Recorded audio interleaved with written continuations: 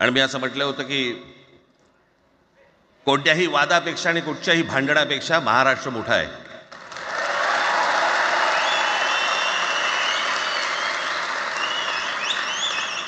आज जवळपास 20 वर्षानंतर मी आणि उद्धव आम्ही एका व्यासपीठावरती आज येतो आहोत.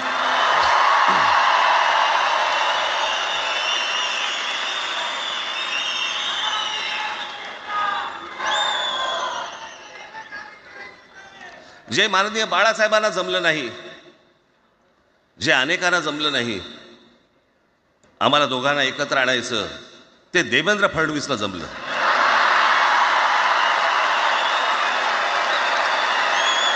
हिंदुत्व ही कोणत्याही भाषेची मक्तेदारी नाही. आम्ही अस्सल मराठी बोलणारे तुमच्याही पेक्षा जास्त कडवट कट्टर देशाभिमानी हिंदू आहोत. तुम्ही काय आम्हाला हिंदुत्व शिकवताय? अरे 92-93 साली जेव्हा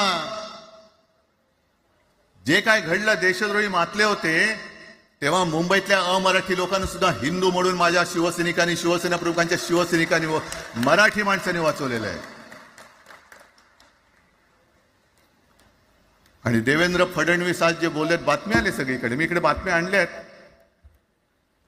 भाषेच्या नावाखाली गुंडगिरी सहन केली जाणार नाही. जर महाराष्ट्रामध्ये मराठी माणूस न्याय मागण्यासाठी आंदोलन करत असेल आणि त्याला जर का तुम्ही गुंड म्हणत असाल, तर आम्ही गुंड आहोत.